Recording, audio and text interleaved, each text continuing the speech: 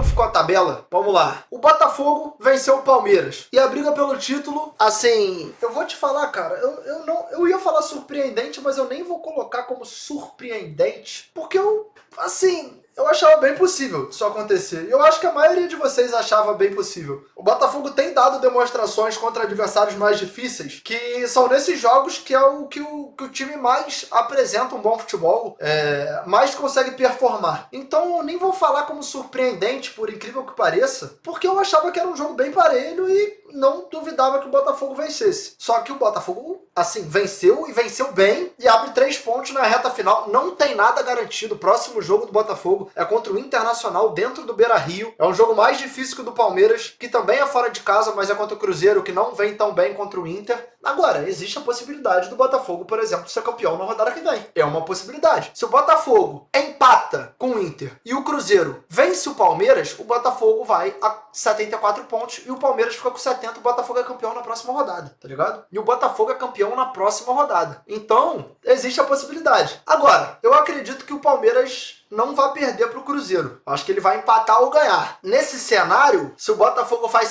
Palmeiras faz 71, o Botafogo precisaria vencer o jogo dele para ser campeão, tá ligado? Agora, também tem a possibilidade de, se o Palmeiras vencer o Cruzeiro e o Botafogo perder pro Inter, o Palmeiras passar de novo. Então, mano, tá em aberto, tá em aberto. É claro que o favoritismo volta a ser do Botafogo, porque são 3 pontos, faltando 6 pontos a serem disputados. Então, ele mais que só depende dele, ele pode talvez até sem fazer a parte dele ser campeão, então ficou muito bom o negócio pro Botafogo. E ainda tem outro cenário, né?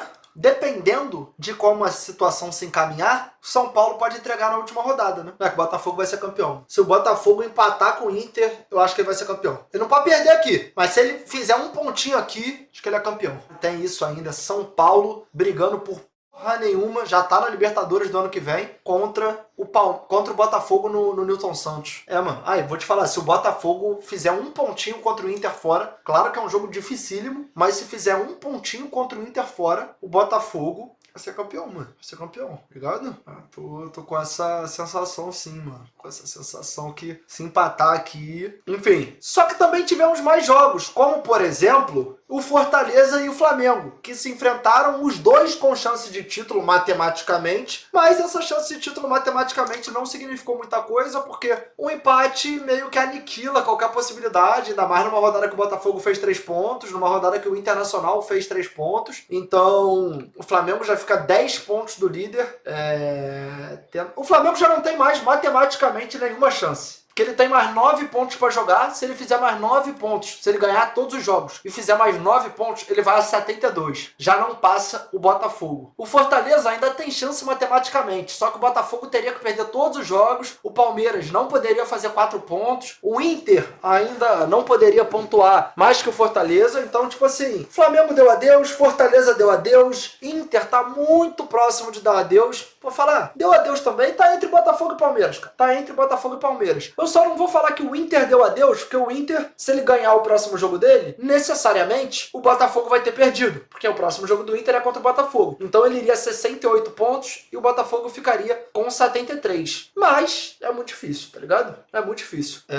Não do Inter ganhar um jogo. É muito difícil de reverter essa diferença. E falando sobre a parte de baixo, o Fluminense e o Criciúma se enfrentaram um resultado que não foi bom pra nenhum dos dois. Eu vou dizer que foi melhor pro Criciúma, por incrível que pareça, ainda que o Criciúma esteja numa situação pior, porque o jogo foi dentro do Maracanã, tá ligado? E com o jogo sendo dentro do Maracanã, a gente parte da premissa que a obrigação maior é do Fluminense. Então, um 0x0 aqui, eu acho que o torcedor do Fluminense consegue ter ficado mais puto que o torcedor do Criciúma, que viu o seu time não vencer mais uma partida. O Criciúma somou um ponto, foi a 38, o Fluminense somou um ponto, foi a 39, só que aquilo, né? Faltam 3 jogos. O máximo que o Fluminense pode fazer de pontos são 9, né? 3 em cada partida. Com 9 pontos, ele faria 48. Isso, assim, com o Fluminense virando o Barcelona de Guardiola nos últimos 3 jogos. Se o Fluminense vencer 2 jogos, vencer o Cuiabá em casa, vencer o Atlético Paranaense fora e perder para o Palmeiras, ele faz 45. Então já é um cenário que, com o Fluminense indo bem na reta final, ele faria uma pontuação que em outros campeonatos ele ainda teria chance de cair. Nesse 45 você já não cai. Agora, se o Fluminense vencer o Cuiabá e empatar com o Atlético Paranaense fora, ele faz mais 4 pontos, faz 43. E 43 ainda tem chance de cair. Se o Fluminense vencer o Cuiabá, perder para o Atlético Paranaense e perder para o Palmeiras, ele faz no máximo 42. E esse resultado do Juventude é péssimo. É péssimo, porque o Juventude é mais um time que sai, o Atlético Paranaense é o jogo do confronto direto, então se ele perder para o Atlético Paranaense, o Atlético Paranaense também não cai. O Grêmio tem jogos a menos que todo mundo, o Grêmio ainda disputa 12 pontos, enquanto o Fluminense só disputa 9, e o Grêmio já tem um ponto a mais que o Fluminense. E aí o Fluminense se coloca numa briga com Criciúma e Bragantino. Agora, vamos ver a tabela dos três. Os três têm mais 3 jogos para jogar. O Fluminense pega Atlético Paranaense fora, Cuiabá em casa e o Palmeiras fora. O Bragantino pega o Cruzeiro em casa, o Atlético Paranaense fora e o Criciúma em casa. Na minha visão, a tabela do Bragantino, nessa altura, é melhor que a do Fluminense. É melhor que a do Fluminense. O Fluminense joga 2 jogos fora, o Bragantino joga 2 jogos em casa. Eu, particularmente, acho uma tabela melhor. Já o Criciúma, ele tem a seguinte tabela. Ele pega o Corinthians em casa, que é um jogo dificílimo, porque o Corinthians está muito bem. Aí ele enfrenta o Flamengo em casa. E aí, mano, que tá o X da questão. Existe algum mundo do Flamengo já garantido na Libertadores, já sem chances de ser campeão, não brigando por absolutamente nada, entregar essa partida? Porque aí é um cenário que fica mais preocupante ainda pro Fluminense. Porque se o Criciúma vence esse jogo do Flamengo, que até então ninguém esperava essa possibilidade, o Criciúma vai a 41. Nesse cenário que o Fluminense iria a 42, o Criciúma, cara,